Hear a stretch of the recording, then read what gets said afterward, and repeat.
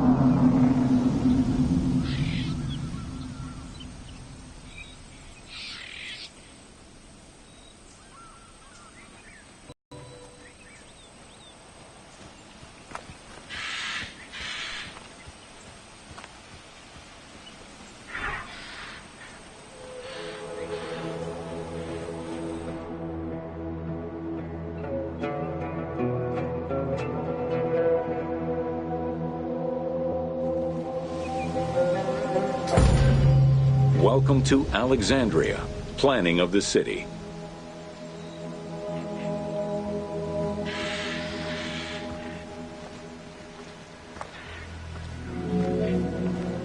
Alexander's plan to build his great city began with a verse from Homer's Odyssey. There is, in front of Egypt, in the sea with many swells, an island called Pharos.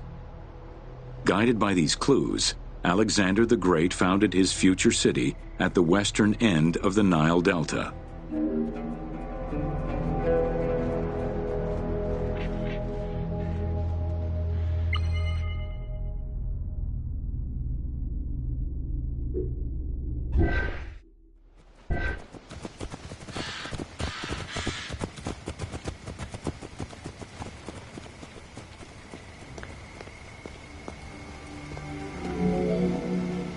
Though Alexander considered this location ideal for his great city, it presented considerable challenges.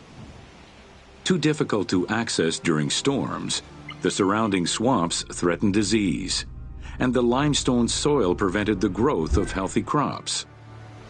However, due to the influence of his mentor Aristotle, Alexander the Great recognized that the true value was its strategic emplacement.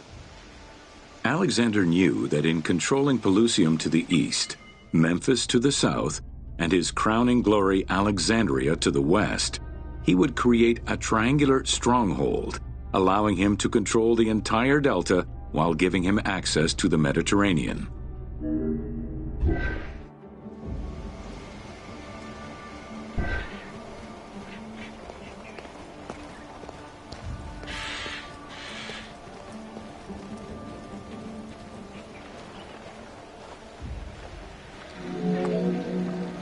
The Great Walls of Alexandria had a humble beginning. Lacking chalk to outline the future city's foundations, architects were forced to use flour instead. Clouds of migrating birds swept down and ate the flour, erasing the plans. This prompted Alexander to seek guidance from the oracles, who reassured him that his future city was destined to feed a large population.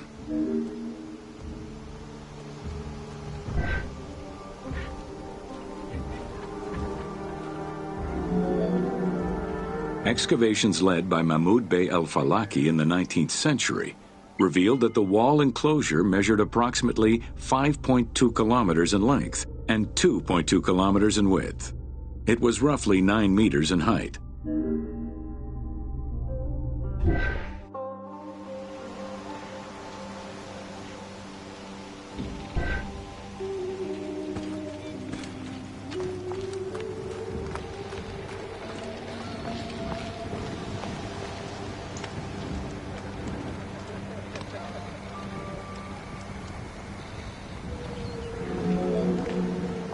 These formidable ancient walls would resist a number of attacks, including fending off the king of Syria in 169 BCE. It wasn't until 295 CE that they eventually fell to Roman Emperor Diocletian, and this only after 8 months of relentless assault.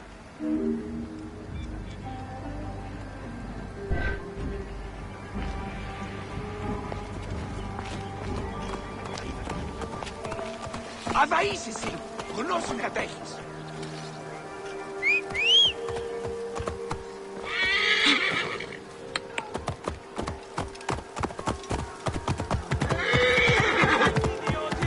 Ελάβνε νου και γνώστης.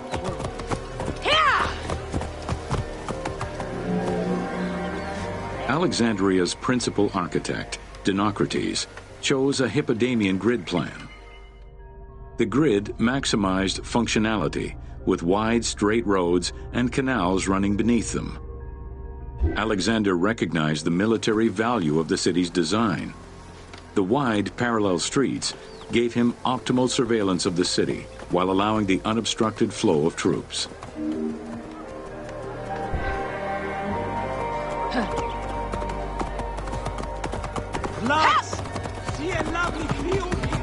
Whoa!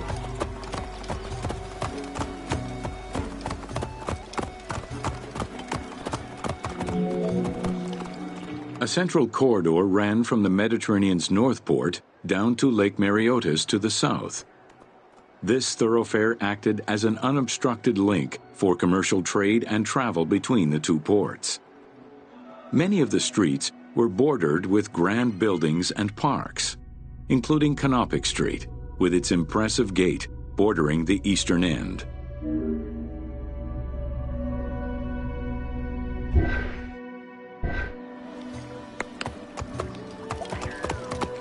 Whoa! Alexandria was most likely built upon an already existing Egyptian village. Upon its completion, the Egyptians reviled the city, refusing to call it by its founder's name. Instead, they called it Raked, the building, as a mark of disdain, which was later Hellenized into Rakotis.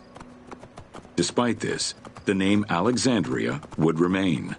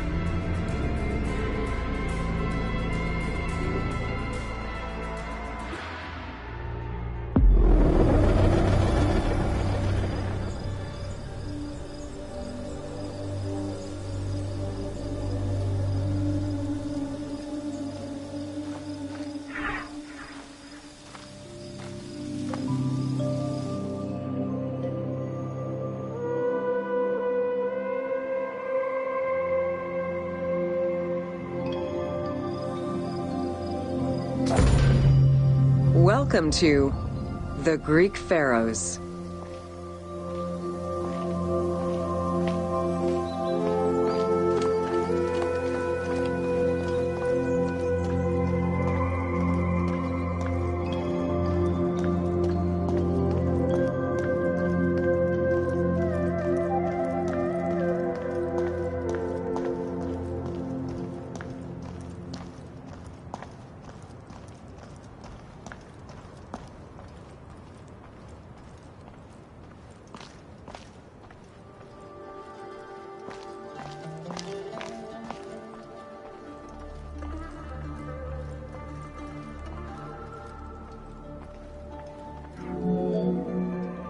pharaohs were considered divine incarnations of the gods. As an avatar of the gods living on Earth, the pharaoh's role was to preserve fundamental values and universal harmony by removing chaos, Izfet, and ensure that justice, Mot, prevailed. The pharaoh, by divine ancestry and through multiple offerings, was the bond that unites the world of men to the world of the gods and allows the maintenance of the cosmic order.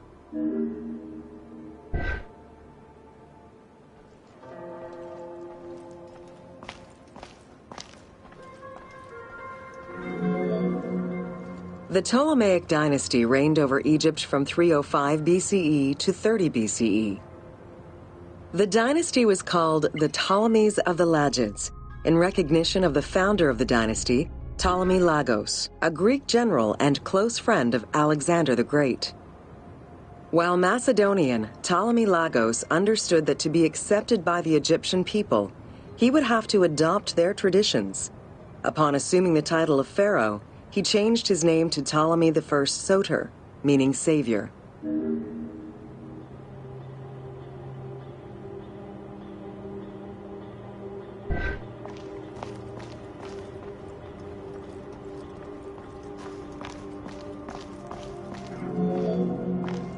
Born in 356 BCE, Alexander the Great went through a hasty education in the affairs of the kingdom before integrating into the Macedonian army, where he quickly rose through the ranks. After his father's assassination in 336 BCE, which some believed was orchestrated by Alexander himself, he became king of Macedonia. Ruler of a unified kingdom and leader of a large army, Alexander set his sights on conquest. Eager to reclaim the Greek cities of Asia Minor, he took on the Persian forces, earning victory after victory.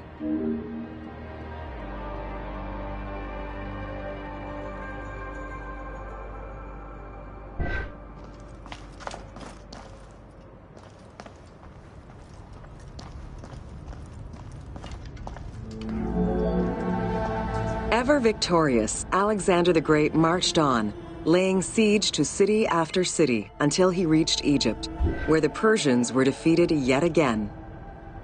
Viewed as a liberator by the Egyptian people, Alexander decided to become pharaoh in due form. He traveled to Thebes to make a sacrifice to Apis, then went to the oasis of Siwa, where he was proclaimed son of Amun. Officially pharaoh of Egypt, Alexander spent much of the winter there and founded the city of Alexandria.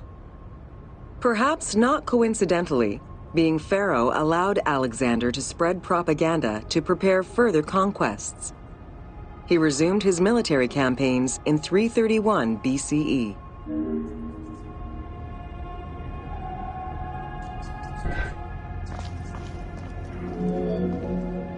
On his deathbed in 323 BCE, Alexander the Great gifted the satrapy of Egypt to Ptolemy Lagos.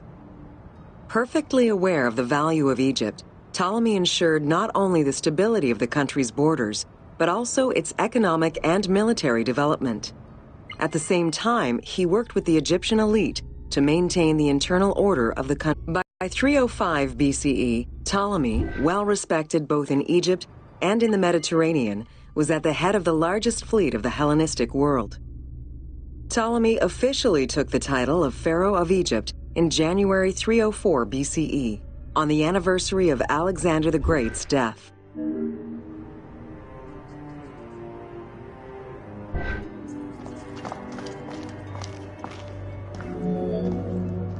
Alexander died in Babylon in 323 BCE. His remains were placed first in a solid gold sarcophagus, and then within another. The casket was carried in an ornate custom wagon, gilded and set with precious stones, and pulled by 64 mules crowned with gold. The funeral procession was diverted to a grandiose temple in Alexandria, built in the conqueror's honor under the orders of Ptolemy I.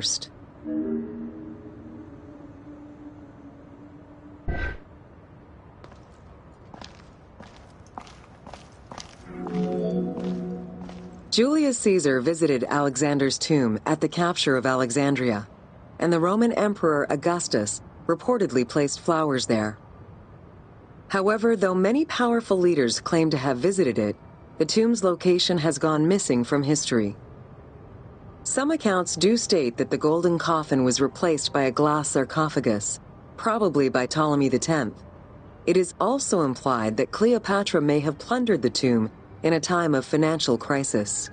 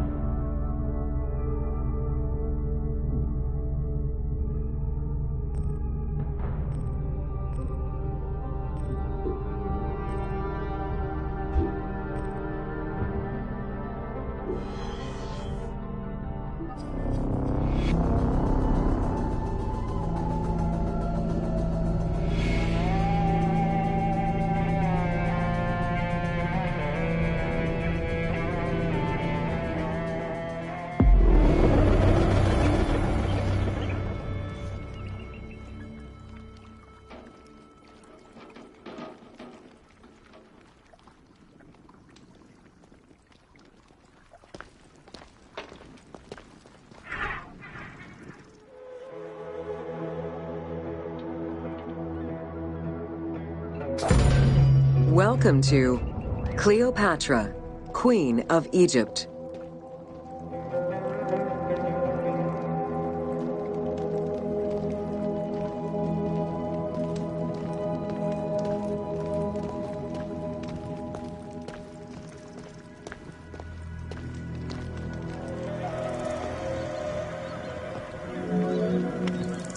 Cleopatra VII Theophilopator ascended the throne in 51 BCE at the age of 18.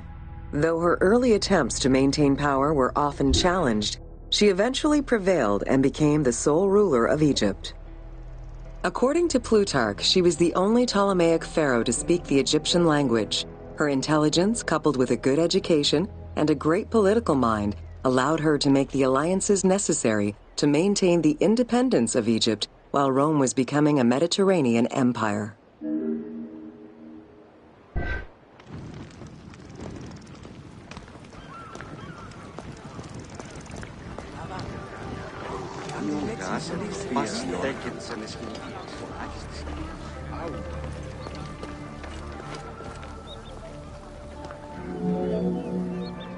It is important to understand that Cleopatra's knowledge of Egyptian language and keen understanding of the culture allowed her to make powerful ideological referents that resonated with ancient Egyptians. By associating herself with the goddess Isis, the Divine Mother, Great of Magic, and repository of divine essence, Cleopatra firmly established herself as the protector of the two lands and legitimized her place on the throne.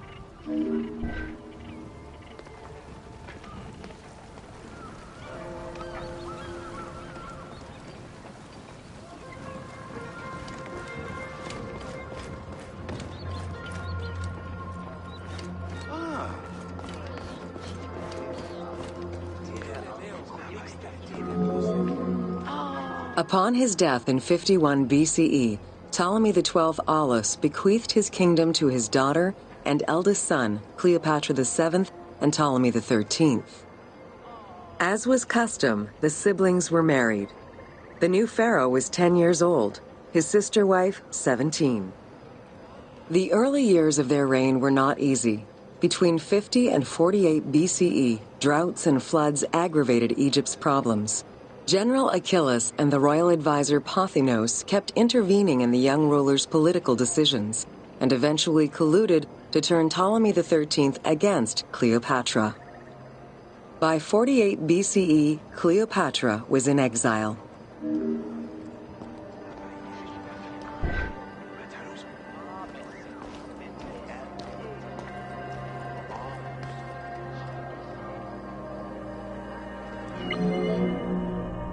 During Cleopatra's exile, the Roman Empire was not without its own internal conflict. Caesar and Pompey were at war with one another, and after his defeat in 48 BCE, Pompey fled to Alexandria in the hope of finding refuge. This turned out to be an unwise decision. Listening to his advisors, Ptolemy XIII elected to have Pompey assassinated, his head kept as a gift, in the hopes of acquiring Caesar's favor. This gambit backfired. Instead of earning approval, the murder of a Roman greatly angered Caesar.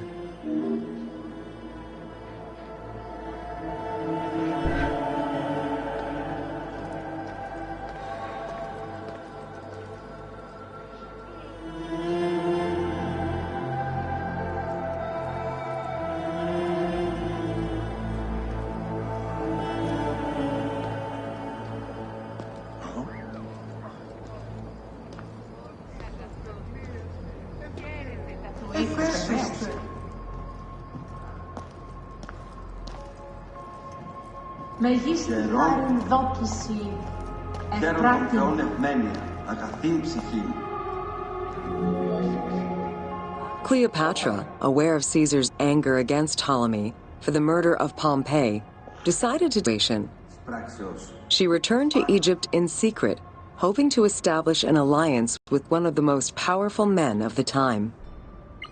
Outside of the legend, where she had herself smuggled into his quarters in a carpet, what exactly happened during that fateful meeting remains a mystery.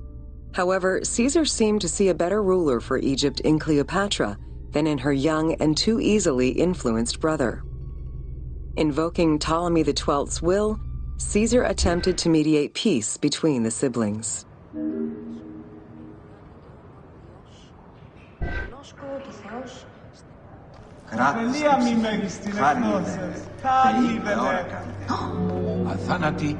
Ptolemy XIII was enraged by the turn of events, and his advisors were none too happy to see Cleopatra return. Urged on by General Achillas and Pothinos, the young pharaoh plotted against Caesar and Cleopatra, resulting in the siege of Alexandria in 47 BCE. It was in March 47 BCE that Caesar defeated Ptolemy XIII's forces. The young pharaoh drowned in the Nile after having fled the battlefield. With her opponents dead or powerless, Cleopatra married her other much younger brother, Ptolemy XIV, and finally claimed the throne of Egypt for good. The end of the Alexandrian War also cemented the romantic and political alliance between Cleopatra and Caesar.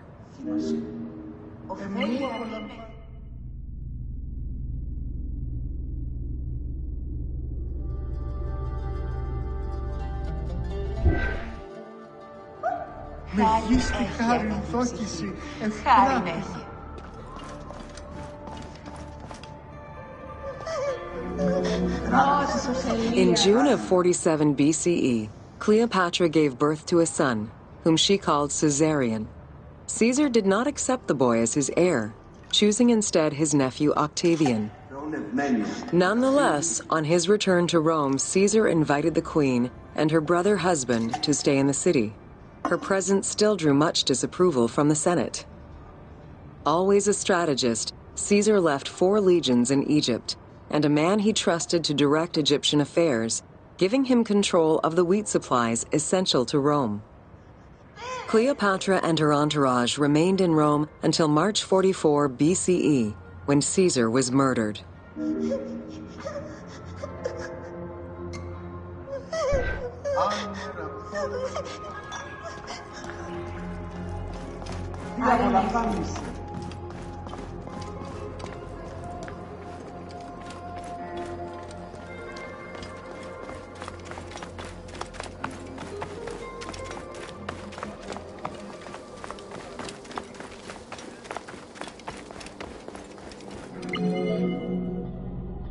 Caesar's most faithful ally, Mark Antony, often visited the Queen of Egypt during his stay in Rome. Unlike most, He recognized the legitimacy of Caesarion, the natural son of Caesar.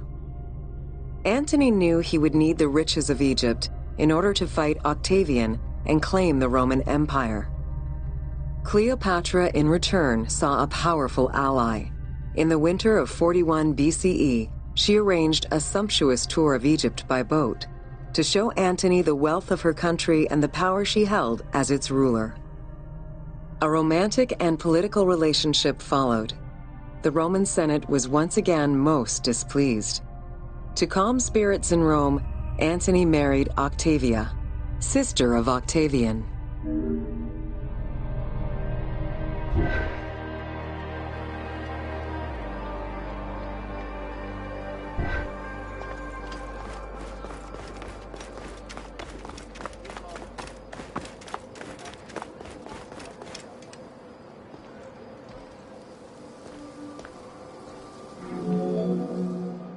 Despite his marriage to Octavia, Antony remained Cleopatra's lover, and she gave birth to their children. Cleopatra increased her kingdom's territory and started a political propaganda alongside her lover in Egypt and beyond.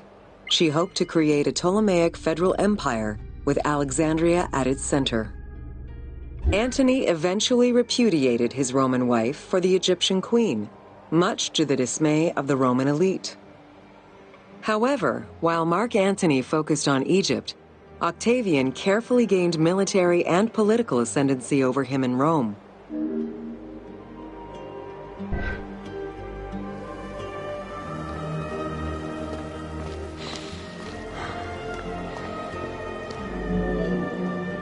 Octavian managed his own propaganda campaign and succeeded.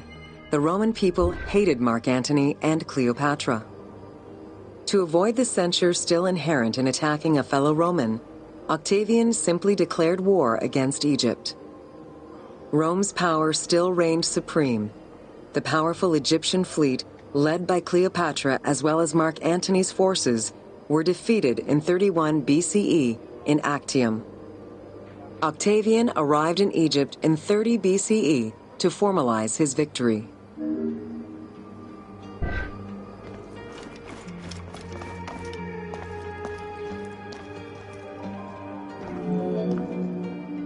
The following events remain difficult to confirm due to the many versions and legends around them. It is believed that after hearing a rumor about Cleopatra's suicide, Mark Antony committed suicide himself. He was brought to the queen as he slowly passed away. Knowing that Octavian would have her chained and paraded through Rome in defeat, Cleopatra planned her own suicide. She most likely killed herself with arsenic, though admittedly, the version where she uses an asp to deliver a fatal bite may be considered more dramatic. What happened to the body of Cleopatra is still a mystery.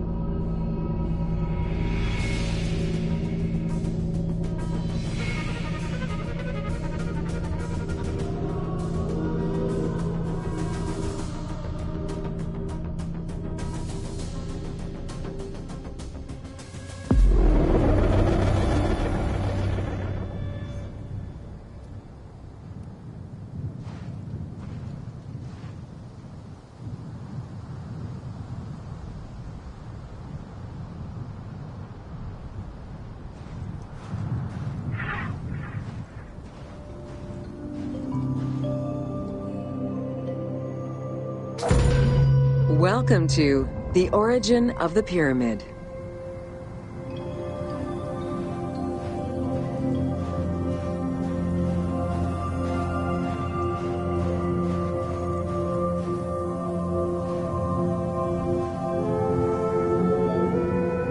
The origin of the word pyramid is controversial.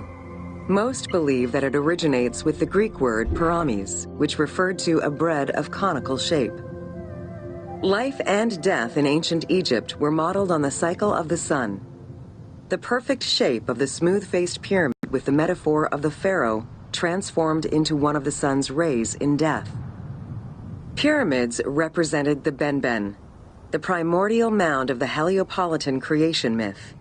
These stories permeated every aspect of Egyptian life to a greater or lesser extent.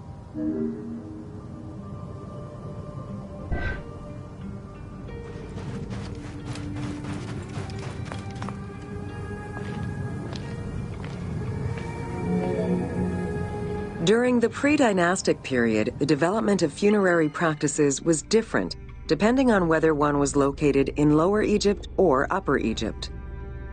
Well before the pyramid, there was the burial pits. It is on the site of Merimde Beni Salame in Lower Egypt that we find the oldest funerary site, dating back to 5000 BCE. Study of the tombs revealed that the bodies of the deceased were deposited in a shallow grave, in a fetal position. Though a few objects were recovered from these graves, they offered no insight as to the social class of those interred within.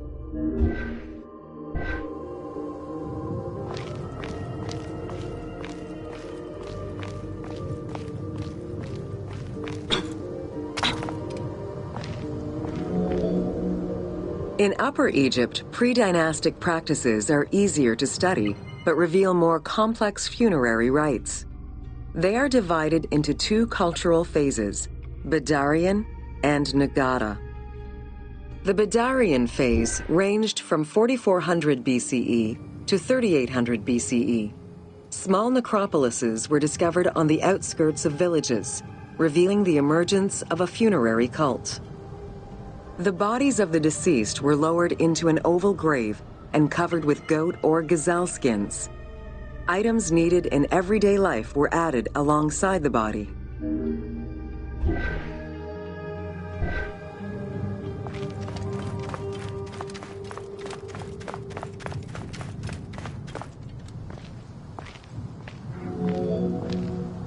During the three Nagada periods ranging from 4000 BCE to 3510 BCE, funerary practices evolved in complexity. The shape of tombs changed from oval to rectangular, mimicking the homes of the living. The size of the burials increased and funerary items became more stylized and numerous. Tombs gained complexity, with masonry, wooden veneers, or raw bricks added to strengthen the structures. In time, socially stratified necropolises emerged. For example, in Hierakonpolis, the elite and commoners had separate necropolises.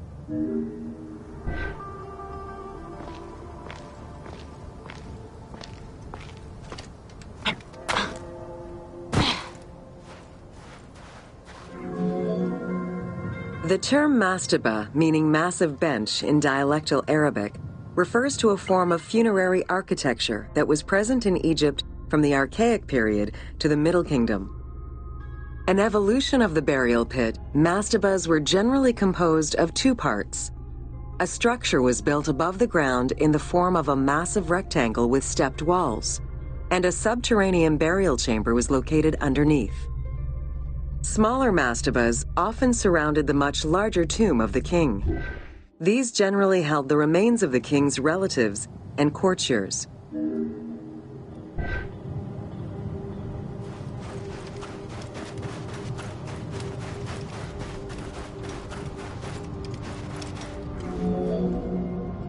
The arrangement of the substructure of the mastaba evolved during the course of the Old Kingdom. From the 5th dynasty onwards, mastabas often featured multi-roomed substructures, with sometimes up to 30 rooms.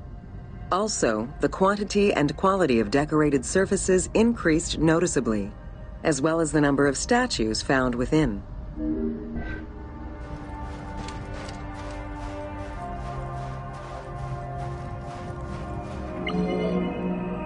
The 6th dynasty would see art used to its utmost. The entire surface of a mastaba would be covered in scenes of daily life, illustrating the prosperity of those lucky enough to comfortably spend eternity near the pyramid of a pharaoh. The best example of this type of mastaba is the tomb of Mereruka in Saqqara.